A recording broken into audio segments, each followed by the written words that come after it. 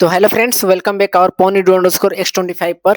तो आज की इस वीडियो में हम लोग बात करने वाले हैं वाटरफॉल या लीनियर सीक्वेंशियल मॉडल के क्वेश्चन के बारे में। ठीक है, ये अपना एसडीएलसी का पहला मॉडल होता है। इसमें क्वेश्चन बहुत बार पूछा गया क्योंकि ये ओल्डेस्ट मॉडल है। इसमें पूछता है कि एक्सप्लेन द वाटरफॉल मॉडल या लीनियर सीक्वेंशियल मॉडल। ठीक है, what's are its advantage and disadvantage, यानी इसके एडवांटेज और डिसएडवांटेज क्या है, यानी प्रॉफिट और लॉस क्या है। ठीक है, लीनियर सीक्वेंशियल मॉडल का इसमें सबसे पहले आपको यहाँ पर इंट्रोडक्शन या यही डिफिनेशन आप लिख सकते हैं कि जो waterfall model proposed by Winston Royce 1970 is the first formal SDLC model. यानी वाटरफॉल मॉडल जो था विंस्टन रॉय साहब ने 1970 में इंट्रोड्यूस किया था। ठीक है, यानी बनाया था इसको। ये एसडीएलसी जो मतलब सॉफ्टवेयर डेवलपमेंट लाइफ साइकिल है, सबसे पहला अपना फॉर्मल मॉडल माना जाता है जो भी एसडीएलसी का। ठीक है, अब इसमें बोला कि it is a sequential and phase by phase process where output of the one phase to becomes input to the next like water flowing downwards. यानी इसमें क्या था कि इस मॉडल में सॉफ्टवेयर डेवलपमेंट एक फिक्स सीक्वेंस में होता था। ठीक है, यानी फिक्स सीक्वेंस में होने के बाद सबसे पहले ये फेज बाय फेज कंप्लीट होता था, तभी आपको नेक्स्ट फेज में जाएगा। ठीक है, इसका मतलब होगा जैसे कि मान आप एग्जांपल समझ सकते हैं कि वाटरफॉल इसलिए बोला गया क्योंकि बिल्कुल ये झरना का पानी जैसा गिरता है ना, कि एक के बाद एक, अगर एक बार अगर झरना का पानी नीचे गिर गया तो फिर आप वापस नहीं जा सकता ऊपर की तरफ, उसी तरह वाटरफॉल मॉडल होता है। ठीक है, अब वाटरफॉल मॉडल को लीनियर सीक्वेंशियल मॉडल क्यों बोला गया? तो लीनियर इसलिए बोला गया क्योंकि बिकॉज फेजेज जो है, जैसे आपका एक लेडर होता है सीढ़ी की तरह स्ट्रेट, उसी तरह आपका ये लीनियर इसलिए पड़ा। ठीक है, एक सीक्वेंस में। अब सीक्वेंशियल का मतलब क्या हुआ कि बिकॉज एवरी फेज जो है एक सीक्वेंस में रहता है। जैसे कि सबसे पहले रिक्वायरमेंट होगा, फिर उसका सिस्टम डिजाइन होगा, फिर इम्प्लीमेंटेशन होगा, ये कंप्लीट हो गया तो इसमें अगर आप चले गए तो वापस इसमें नहीं जा सकते। ठीक है, अब इसके फेज बाय फेज आपको वाटरफॉल मॉडल का डायग्राम आपको बनाना बहुत इंपॉर्टेंट होता है। तो इसमें सबसे पहले आता है आपको रिक्वायरमेंट एनालिसिस। ठीक है, और रिक्वायरमेंट एनालिसिस मतलब इस फेज में कस्टमर को सारी रिक्वायरमेंट कलेक्ट की जाती है। ठीक है, और सिंपल वर्ड में बोला जाए तो कस्टमर एग्जैक्टली क्या सॉफ्टवेयर चाहिए उसको, तो ये मतलब बताना पड़ता है। फंक्शनल रिक्वायरमेंट भी हो सकती है, जैसे सॉफ्टवेयर क्या करेगा। फिर उसका नॉन फंक्शनल रिक्वायरमेंट भी हो सकती है, जैसे सॉफ्टवेयर कैसे काम करेगा। नेक्स्ट अभी वीडियो में बात करेंगे फंक्शनल और नॉन फंक्शनल के बारे में। ठीक है, और इसका आउटपुट जो भी निकलेगा वो हम लोग का एसआरएस यानी सॉफ्टवेयर रिक्वायरमेंट स्पेसिफिकेशन के माध्यम से हम लोग को कस्टमर और डेवलपर के बीच में एग्रीमेंट बनेगा। ठीक है, अब इससे इंपॉर्टेंट क्या हुआ मान से रिक्वायरमेंट एनालिसिस से, तो वाटरफॉल में रिक्वायरमेंट बिगिनिंग में फ्रीज हो जाती है और बाद में क्या हुआ चेंजेस करने में बहुत डिफिकल्टी होती है। अब दूसरा आपका आता है कि system design. System design means होता है कि रिक्वायरमेंट सॉफ्टवेयर को ब्लूप्रिंट में कन्वर्ट किया जाता है, यानी सॉफ्टवेयर के अंदर कैसे बनेगा और उसकी प्लानिंग कैसे होगी वो बता मतलब एक डिजाइन किया जाता है आपको। अब एग्जांपल के थ्रू समझ सकते हैं, जैसे कॉलेज सिस्टम में मॉड्यूल बनाना या स्टूडेंट मॉड्यूल, फैकल्टी मॉड्यूल या एडमिन मॉड्यूल, या डेटाबेस टेबल बनाना, स्टूडेंट टेबल या फैकल्टी टेबल आपको बनाना है, या अटेंडेंस टेबल। ठीक है, ये सभी।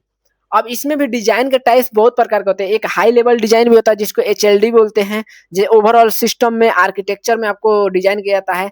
एक लो लेवल डिजाइन भी बोलते हैं जिसके इंडिविजुअल मॉड्यूल्स इन डिटेल्स बोलते हैं। ठीक है, अब इसका इंपॉर्टेंस क्या है मान चलिए डिजाइनिंग सिस्टम डिजाइन करने से क्या है, अगर डिजाइन अच्छा होगा तभी हम लोग कोडिंग करना क्या होगा इजी हो जाएगा। ठीक है, अब नेक्स्ट आपका है इम्प्लीमेंटेशन या कोडिंग। अब अब एक्चुअल सॉफ्टवेयर कोड लिखा जाता है यहीं पर। ठीक है, ये सॉफ्टवेयर डेवलपमेंट का रियल बिल्डिंग फेज होता है। इसमें क्या होता है कि जो भी आपने लैंग्वेज यूज किया, चाहे वो आप फ्रंट एंड कर रहे हो या बैक एंड कर रहे हो, ठीक है, या डेटाबेस यूज कर रहे हो, ठीक है, सभी को यहीं पे कोडिंग लिखा जाता है।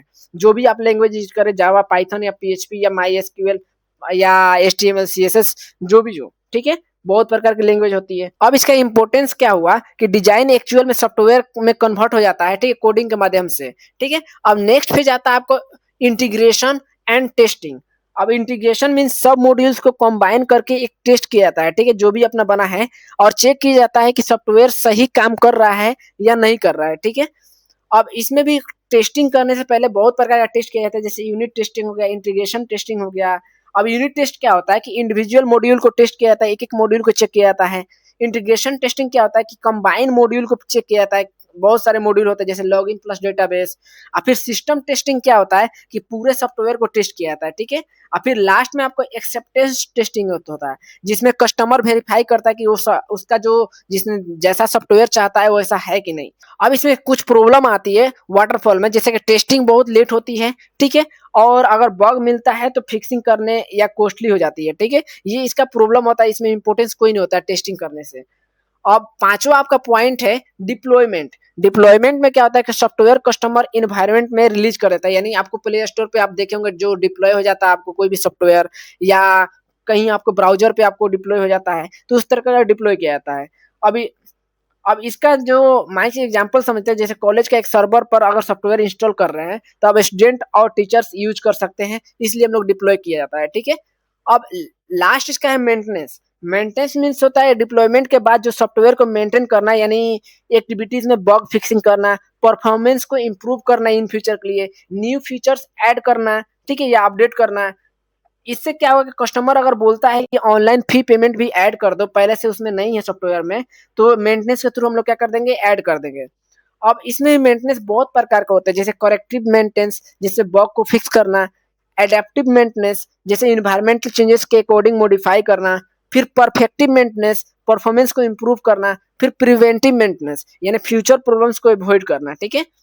अब ये तो हो गया इसके जितने भी मॉडल है, आपको ये डायग्राम आपको बना के आने ही है, ठीक है। वाटरफॉल इस तरह भी बनता है, आपको ऐसे करके फिर इसको ऐसे, ठीक है, ये एरो के द्वारा भी डिनोट किया था, बहुत सारे आपको डायग्राम में ऐसे दिखेंगे। अब मान चलिए वाटरफॉल मॉडल है, when to use waterfall model, यानी कब इसको वाटरफॉल मॉडल को यूज करेंगे, ठीक है। यानी पहला है कि requirement are very well and understood and fixed, यानी जब कस्टमर को एग्जैक्टली पता हो कि क्या चाहिए, एग्जांपल जैसे पेरोल सिस्टम हो गया, तो ये रिक्वायरमेंट का मतलब फिक्स करने के लिए यूज किया जाता है, ठीक है, ये वाटरफॉल को यूज किया जाता है। Short project with well defined scope, यानी स्मॉल प्रोजेक्ट के लिए वाटरफॉल मॉडल को यूज किया जाता है, लॉन्ग प्रोजेक्ट के लिए कभी यूज नहीं किया जाता है, ठीक है, क्योंकि सबसे ओल्डेस्ट मॉडल है। फिर टेक्नोलॉजी इज नोन, यानी इसमें क्या होगा कि टीम ऑलरेडी टेक्नोलॉजी के बारे में जानती हो तभी इस वाटरफॉल मॉडल को आपको यूज कर सकते हैं, ठीक है। फिर नो एम्बिग्यूअस रिक्वायरमेंट एग्जिस्ट, यानी इसमें क्या होगा कि रिक्वायरमेंट क्लियर होना चाहिए, कोई कंफ्यूजन ना हो, नहीं तो ये क्या करेगा, इस आपको वाटरफॉल मॉडल यूज नहीं कर सकते आप, ठीक है। ये सभी अगर आपको नीड है, यूज करना आता है, तभी आप वाटरफॉल मॉडल को यूज कर सकते हैं, ठीक है। इतने आपके बारे में जानकारी होना चाहिए। अब ये तो हो गया आपको जो भी है। अब पेज वाइज आपको रिक्वायरमेंट एनालिसिस हम लोग बात कर लिए कि all possible requirements are captured in SRS document, यानी जितने भी आपको पॉसिबल रिक्वायरमेंट होंगे वो कहाँ कैप्चर होंगे, एसआरएस डॉक्यूमेंट यानी सॉफ्टवेयर रिक्वायरमेंट स्पेसिफिकेशन में कैप्चर होंगे, ठीक है। दूसरा था सिस्टम डिजाइन, यानी translate requirements into hardware and software architect, यानी इसमें क्या होगा कि जो भी अपना रिक्वायरमेंट होगी उसको ट्रांसलेट करके हार्डवेयर और सॉफ्टवेयर में, ठीक है। अब इम्प्लीमेंटेशन में क्या होगा, right actual code based on the design documents, जो भी हम लोग सिस्टम डिजाइन किए हैं उसके बाद हम लोग जो कोड उस पर बना रहे हैं उस कोड को इम्प्लीमेंटेशन के थ्रू किया जाता है, ठीक है। फेज 4 में हमने इंटीग्रेशन टेस्टिंग के बारे में किया कि units are combined tested for errors and bugs, ठीक है। अब फेज 5 में क्या है कि डिप्लॉयमेंट, यानी सॉफ्टवेयर को रिलीज कर देना आपको कस्टमर और प्रोडक्शन यूज के लिए, ठीक है। और लास्ट में आपको मेंटेनेंस के लिए यानी बग फिक्स करना, इनहेंसमेंट करना या डिप्लॉयमेंट करना, ठीक है। फेज फिक्स क्या है, आपका मेंटेनेंस करना यानी बग फिक्स करना और इनहेंस करना, कब, जब डिप्लॉयमेंट हो जाए तब, ठीक है।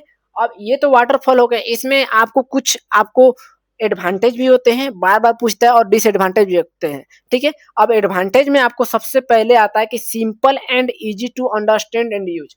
इसका क्या है कि आप जो भी सिंपली यूज कर सकते हैं इसको, ठीक है, और आसानी से यूज कर सकते हैं, जैसे कि ये बिगनर के लिए सबसे बेस्ट होता है आपको वाटरफॉल मॉडल। इसके दूसरा है कि clear phases with defined delivers, यानी हर फेज का आउटपुट फिक्स होता है, ठीक है। जैसे एग्जांपल में रिक्वायरमेंट आपको क्या है, डिजाइनिंग कैसे डॉक्यूमेंट करे, ये सभी आपको क्लियर होना चाहिए। Easy to manage and due to rigid structure, यानी मैनेजर को इजीली प्रोग्रेस ट्रैक कर सकते हैं हम लोग, ठीक है, यानी इजी मैनेजमेंट हो सकता है, मैनेज कर सकते हैं, मतलब इजी मैनेज कर सकते हैं। अब गुड डॉक्यूमेंटेशन, गुड मतलब work well for well defined projects, her phase में एक प्रॉपर डॉक्यूमेंट बनता है जो फ्यूचर मेंटेनेंस में इजी हो जाती है, ठीक है। अब नेक्स्ट है आपका फेज प्रोसीड वन टाइम, मतलब एक टाइम पे आपको एक ही फेज आप कंप्लीट कर सकते हैं, इसका एक कंडीशन होता है जो कि बहुत ज्यादा ये डिसएडवांटेज है लेकिन एडवांटेज में आता है, ठीक है, यानी एक टाइम कंप्लीट होने के बाद ही दूसरा फेज में आप एंटर कर सकते हैं, जिससे आपको क्या होगा, इससे कि कंफ्यूजन कम होगी। अब लास्ट है good for shorter duration project, यानी स्मॉल एंड मीडियम प्रोजेक्ट के लिए क्या है, यूजफुल है, ठीक है। तो ये इसके एडवांटेज हो गए। अब डिसएडवांटेज के बारे में बात करते हैं। अब सबसे पहले होता है कि not suitable for complex and evolving requirements, यानी अगर कस्टमर रिक्वायरमेंट्स चेंज करे तो बहुत प्रॉब्लम होगी इसमें, ठीक है, वाटरफॉल मॉडल में। फिर no working software until let the cycle, मान चलिए कस्टमर को सॉफ्टवेयर अगर बहुत लेट देखने को मिलता है इसमें, क्योंकि एक फेज कंप्लीट होने के बाद दूसरा फेज में वर्क किया जाता है, ठीक है।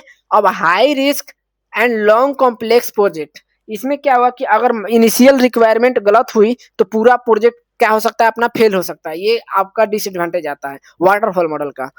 अब difficult to go back previous phase, इसमें क्या होता है कि आप एक अगर दूसरे फेज में चले गए, जैसे कि मान चलिए डिजाइनिंग में चले गए, आप सोच रहे हैं कि रिक्वायरमेंट एनालिसिस में जाए तो आप जा नहीं सकते, इसका मेजर डिसएडवांटेज होता है, ठीक है। नेक्स्ट है poor model if requirements are not clear, यानी इसमें क्या है कि अगर रिक्वायरमेंट आपको क्लियर नहीं हो, यानी लार्ज प्रोजेक्ट में अगर आप काम कर रहे हो, रिक्वायरमेंट फ्रिक्वेंटली चेंज होती रहती है, ठीक है। Integration issues found very late in process, यानी इसमें क्या हुआ, टेस्टिंग एंड में होती है और बग्स बहुत लेट मिलते हैं, जिससे फिक्सिंग कॉस्ट इंक्रीज बढ़ जाती है, ठीक है। इसलिए हम टेस्टिंग करने में बहुत ज़्यादा टाइम लगता है इसमें।